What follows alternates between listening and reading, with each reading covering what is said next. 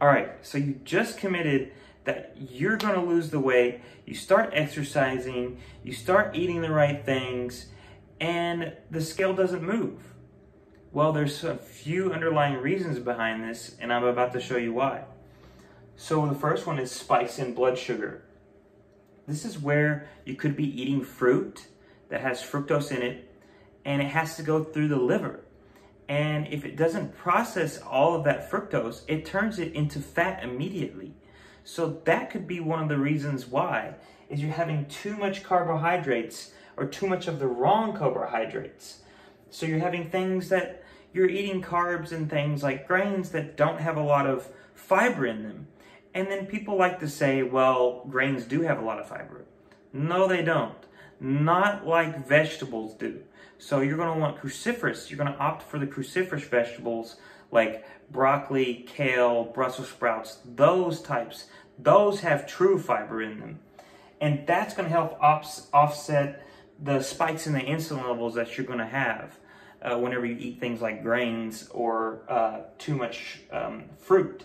But there also are some supplemental things you can do. Let's say you have strong food cravings for sugar, and this is really affecting you mentally and you're getting depressed. Well, chromium's been proven to help with suppressing that appetite for sugar, so has berberine. So these are some things that you can look into that might be able to help suppress those cravings that you're having. And magnesium is really good as well. Most of the time, the spikes in the blood sugar, there's a deficiency usually with magnesium. And you can also take apple cider vinegar before a meal or right before bed even, and that'll help with balancing your blood sugars out. Number 2, endocrine disruptors. So this is going to be your hormones. This can be found in things like plastics. It can be because of heavy metals, which is all around our environment.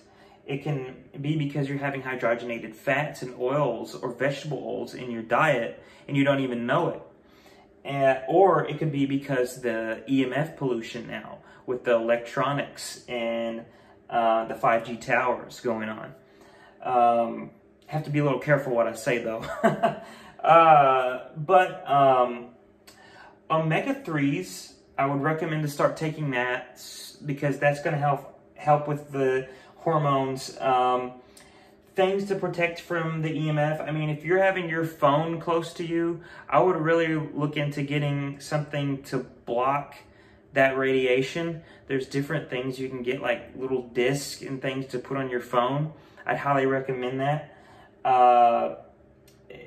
Or, you know, just finding ways to not be, like, set your phone down away from you or have it on speaker when you're talking to someone. There's been a lot of proven research out now that people who hold their cell phone next to their ear can end up getting things like brain cancer later on in life. So don't let that be you. Something else you can do for heavy metals would be like chelation therapy. So that's for another topic, but I did do one video recently on lead poisoning and how to get rid of lead, so you can go back to watch that one. But things like greens are really good, like chlorella, EDTA, which is a chemical to help bind to the toxin and help eliminate it. So those things are really good. Plastics, like I said, you know, try to look for BPA free or just get glass. That's one way to handle that. Oils, things to look for are trans fats, especially they're not even a real fat. They're not found in nature. They're synthetically produced. It's crazy. So look out for that. Hydrogenated oils, look at that. Vegetable oils, soy oil, corn oil, canola oil. Those are all full of omega-6s, so you want that ratio. That's why I say start taking omega-3s. Maybe you've got too many omega-6, which could cause inflammation, which that's kind of right there with the endocrine disruptors, because when you got inflammation, your hormones are going to be out of whack.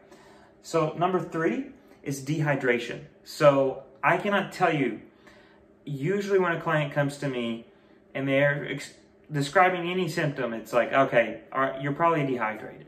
And they're like, well, I drink a lot of water. Well, you can drink a lot of water and it actually might make you more dehydrated because you don't have the electrolytes that you need, which would be like coconut water, something like that, or vegetables that got a lot of potassium in them, or some nuts that have magnesium. You need these minerals. But if, you know, a quick fix would be, that's a good natural way, is coconut water. Add a little sea salt to it. That's what I like to do. That helps with the sodium and natural minerals in there. Or you can also just get trace minerals. They have those in packets or liquid form. Number 4, you're not moving. Now, let's say that you are exercising twice a day even, but for the rest of your waking hours, you're sitting at a desk or you're sitting down and not moving. They've shown studies that even a day of 8 hours of sedentary non-moving can shut down the fat-burning enzymes by 50%. You have to be moving constantly. There are some ways to do this, like get a stand-up desk or set a timer, like the Pomodoro technique. Have where you're working like 45 minutes.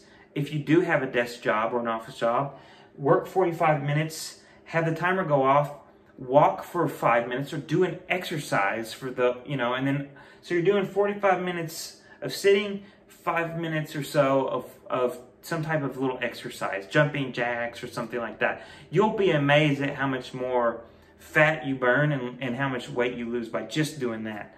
So I hope this helped you, and please give me feedback. I'm always wanting to improve, and I wish you much health. Thank you.